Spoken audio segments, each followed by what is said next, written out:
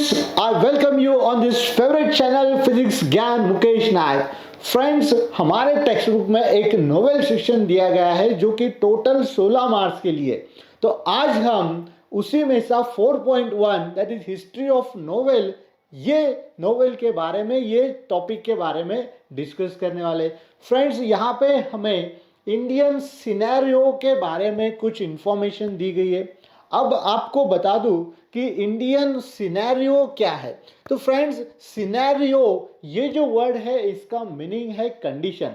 तो भैया, इसके पहले हमने देखा कि पूरी दुनिया में हर एक कंट्री के जो नोवेलिस्ट है वो जम के जुड़ गए थे ताकि अच्छे अच्छे नोवेल्स लिख सके। फिर इंडिया में क्या हो रहा था, तो इंडिया में किस तरीके से नॉवेल्स बना रहे थे, लिख रहे थे, कौन लिख रहा था, इसके बारे में जो इंफॉर्मेशन मिलने वाली है वो ये टाइटल के नीचे हमें दी गई है, इंडियन सिनेरियो। यानी कि इंडिया में तब क्या कंडीशन थी, क्या चल रहा था। तो फ्रेंड्स देखिए, जब पूरी दुनिया में अलग अलग टाइप के नोवेल लिखे जा रहे थे तो हमारे इंडियंस भी कुछ कम नहीं थे।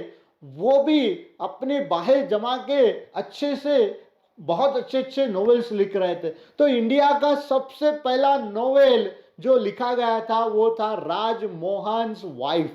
दोस्तों, ये नाम याद रखना है, India first English novel Rajmohan's wife, जो कि लिखा था हमारे बहुत ही फेमस बंकिम चंद्र चटर्जी ने। बंकिम चंद्र चटर्जी ने ये पहला नोवेल लिखा था एंड फिर वहां से शुरुआत हो गई भैया, वहां से शुरुआत हो गई। जैसे ही राजमोहन्स वाइफ लोगों ने अप्रिशिएट किया, बहुत लोगों ने इसे सराहा, इसे अप्रिशिएट किया, फिर एक एक करके हमारे बाकी के जो नोवेलिस्ट थे वो भी निकल पड़े। उन्होंने भी क्या किया, अच्छे अच्छे नोवेल्स लिखना शुरू कर दिए। तब जो है ये जो हमारा क्या कहते हैं हम, फ्रीडम फाइट वाला मूवमेंट था, रिसेंटली इंडिया को फ्रीडम मिला था, तो हर एक के मन में देशभक्ति ऐसे भरी हुई थी। तो जो भी हमारे टॉपिक हुआ करते थे, यानी कि दोस्तों आपको तो पता है यार कि ये जो नोवेल होते हैं इनके टॉपिक क्या होते हैं, यानी कि जो भी हमारे आसपास हो रहा है इसी से रिलेटेड ये नोवेल लिखे जाते थे। और तब सब तरफ इंडियन फ्रीडम मूवमेंट का एक लहर चल रही थी। तो उस समय में जितने भी नोवेल बंकिम चंद्र चटर्जी के बाद लिखे गए थे, राजमोहन वाइफ के बाद लिखे गए थे, उनका एक स्पेशल टॉपिक हुआ करता था, दैट इज नेशनलिस्टिक वर्च्यू या फिर सोशल इशू। इसी के ऊपर नोवेल लिखना चले, यानी कि नेशनलिस्टिक वर्च्यूज, यानी कि हमारे नेशन से रिलेटेड, हमारे इंडिया से रिलेटेड टॉपिक वो उसमें लिखते थे, उससे रिलेटेड वो नोवेल्स या स्टोरीज लिखते थे, या फिर सोशल इश्यूज, जो भी हमारे सोशल इश्यूज है उसी के ऊपर लिखना शुरू किया था। फिर क्या, ऐसे करते करते बहुत सारे नोवेलिस्ट ने अपने अपने नोवेल्स लिखना शुरू कर दिए। और फिर जो धमाका हुआ वो था हमारे इंडियन ट्रियो का। दोस्तों, ये जो इंडियन ट्रियो, ट्रियो का मतलब होता है तीन, तो ये जो इंडियन ट्रियो है, मेजर इंडियन ट्रियो भी इन्हें कहते हैं, हम याद रखना है। इन्होंने फिर यार जो नोवेल लिखने की स्टाइल थी वो पूरी बदल दी। ऐसे बढ़िया बढ़िया नोवेल्स लिखे इन्होंने, जैसे कि राजा राव आर के नारायण या फिर मुल्क राज आनंद। इन्होंने यार इतना मतलब तहलका मचा दिया, इतने बढ़िया बढ़िया नोवेल्स लिखना शुरू कर दिए। ये इन तीनों को फिर इंडियन ट्रियो, मेजर ट्रियो नाम से फिर इन्हें सराहा गया। तो हमें याद रखना है कि भैया इंडियन ट्रियो कौन है, तो राजा राव आर के नारायण या फिर मुल्क राज आनंद, ये तीन जो शख्सियत है, पर्सनालिटी है, इन्होंने नोवेल में बहुत ही बढ़िया काम किया है। फिर क्या, नोवेल को धीरे धीरे अपग्रेड करना शुरू कर दिया।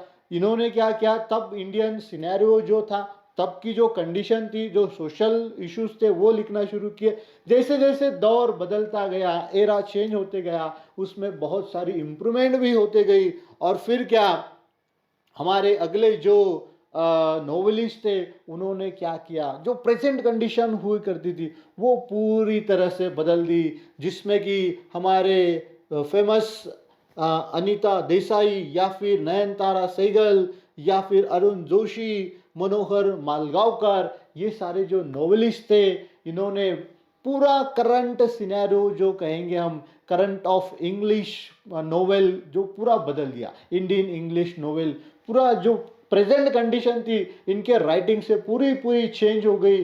फिर जैसे ही अगला दौर आया, जो नोवेल का जो लेवल हुआ करता था उसे और ज़्यादा इम्प्रूव कर दिया, और ज़्यादा बेटर कर दिया, और उसमें कंट्रीब्यूट किया था अमितव घोष या विक्रम सेठ या उपमन्यु चटर्जी।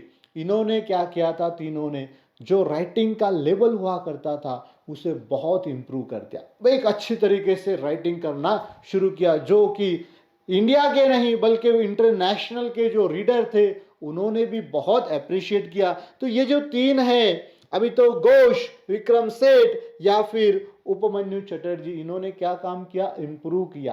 क्या किया इन्होंने, इंग्लिश नोवेल को इम्प्रूव किया। तो इनका याद रखना है इन्होंने क्या काम किया है। फिर क्या, इम्प्रूव होने के बाद अभी आज के दौर में 21st एरा में दोस्तों, आज जो सबसे ज़्यादा नोवेल्स चलते हैं वो हमारे सलमान रश्दी भाई है, या फिर किरण देसाई या अरुंधति रॉय। तो आपको पता ही होगा यार, बहुत अच्छे से, अभी भी बहुत अच्छे से लिखते हैं, अरविंद आदिग है या फिर किरण नगरकर। ये आज के दौर में इनके नोवेल बहुत ही फेमस है, बहुत चलते हैं इनके, ये प्रेजेंट कंडीशन में इनके नोवेल्स बहुत ही फेमस है। तो याद रखना है, अभी रिसेंटली जिन्होंने इंडियन नोवेल में एक रेवोल्यूशन लाया है वो है सलमान रश्दी, किरण देसाई, अरुंधति रॉय, अरविंद आदिग एंड किरण नगरकर। तो ये नाम बस आपको याद रखना है, किसने कौन से समय में इंडिया में नॉवेलिस्ट में अपना कंट्रीब्यूशन दिया है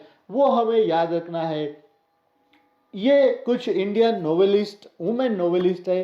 जैसे कि हमें पता है कि इंडिया में तो इक्वलिटी हमें मिलती है, जैसे ही कोई मतलब इंसान ने या फिर क्या कहेंगे मेल ने कुछ राइटिंग में किया है तो उतना ही अप्रिशिएट लोगों ने वुमेन को भी किया है। तो ये कुछ हमारे इंडियन वुमेन नोवेलिस्ट है, इन्होंने भी बहुत ही अच्छे से काम किया है, जिसमें कि सबसे पहले हम देखेंगे अनीता देसाई है, या फिर नयनतारा सहगल है, अरुंधति रॉय है, या फिर किरण देसाई।